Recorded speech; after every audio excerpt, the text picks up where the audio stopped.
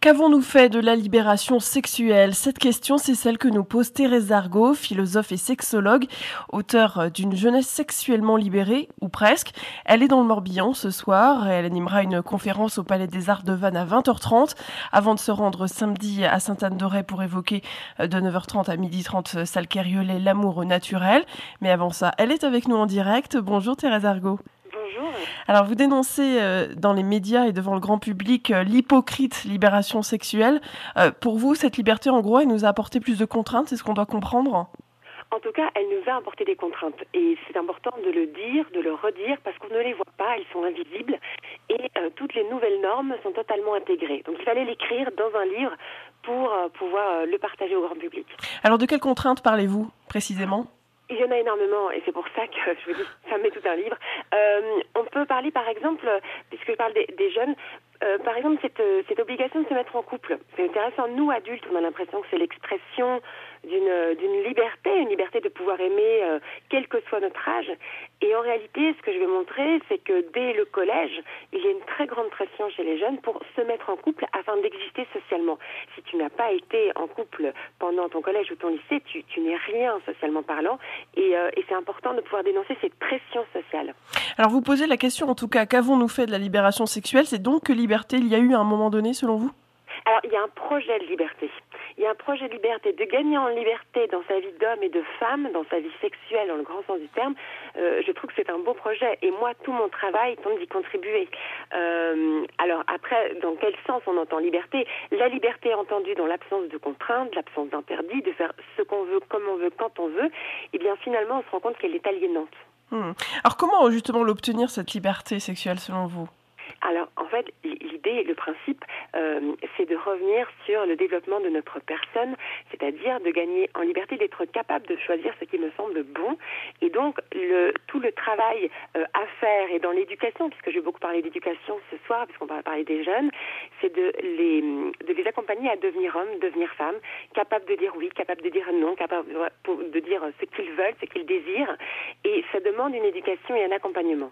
Parce que justement, on les accompagne pas assez, ces jeunes, parce que ces jeunes, vous les côtoyez régulièrement, et comment ils en parlent, eux?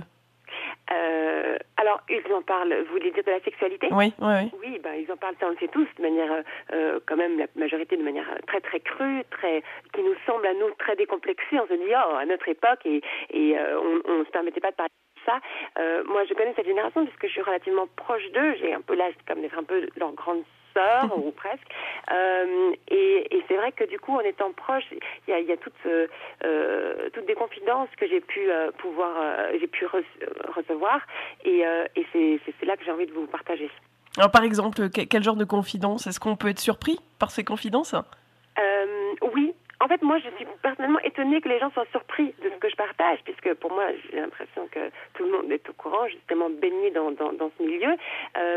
J'ai été très surprise que les adultes soient surpris pour vous montrer de l'impact de la pornographie sur les jeunes. Pour moi, c'était quelque chose d'acquis. Je ne vous ai pas partagé quelque chose de nouveau. Ça fait plusieurs années que des spécialistes de l'adolescence en parlent et personne semble vouloir entendre qu'aujourd'hui, la pornographie qui est ultra accessible sur Internet et qui est disponible déjà pour, en fait, des enfants, puisque quand on parle de personnes de 10 ans ou même moins, ce sont encore des enfants, eh bien, ça a un impact aussi sur leur vie, sur leur perception de la sexualité, du corps, de l'amour.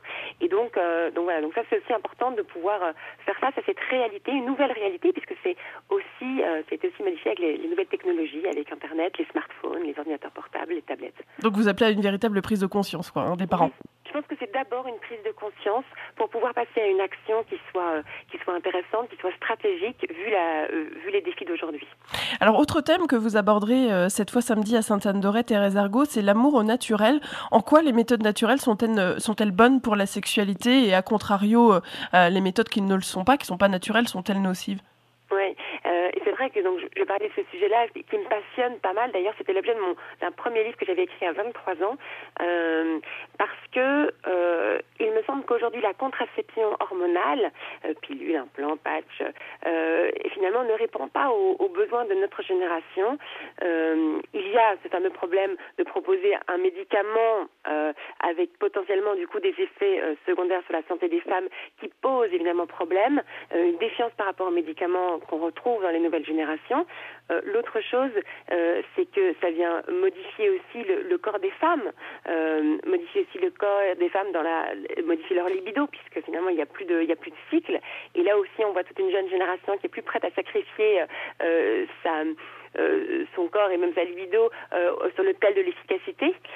Et puis une chose importante aussi, c'est que ces méthodes-là de contraception hormonale ne sont pas écologiques du tout, puisque ce sont des hormones de synthèse qu'on n'arrive pas jusqu'à présent à détruire, donc ils sont encore présents dans la nature. Alors même si on peut relativiser l'impact, il y a un impact, et donc ce n'est pas écologique. Or, on est dans une génération qui aspire aussi beaucoup à une vision plus écologique et une manière plus écologique de vivre les choses.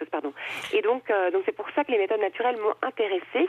Alors, pas un retour à ce que vivaient nos grands-mères, absolument pas, puisqu'aujourd'hui, il y a des méthodes qui sont très nouvelles, d'ailleurs, qui sont bien plus avancées dans la technique que, bien plus nouvelles que la contraception hormonale, et c'est de celle-là dont je parle. Alors justement, qu'est-ce que vous répondez là, vous avez évoqué effectivement les méthodes de grand-mère, mais qu'est-ce que vous répondez aux personnes qui vous accusent d'avoir un discours un peu passéiste ? Bah oui, mais parce que c'est eux qui sont passéistes dans la mesure où ils ne connaissent pas que toutes les méthodes dont je parle sont bien plus récentes que toutes les technologies contraceptives que la plupart des femmes utilisent aujourd'hui.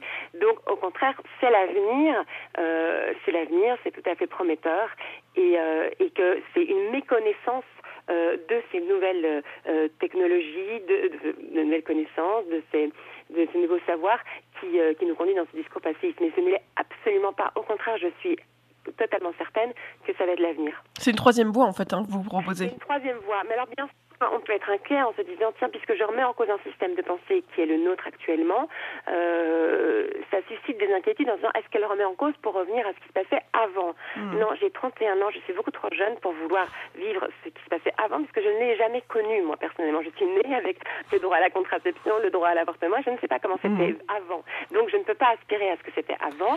Par contre, je me dis, il y a des défis aujourd'hui, il faut y répondre et trouver des nouvelles solutions. Merci à vous, Thérèse Argot. Je rappelle que vous êtes à 20h30 ce soir au Palais des Arts de Vannes et donc samedi matin, salle Carriolet de Sainte-Anne-de-Ray. Merci à vous. Merci, au revoir.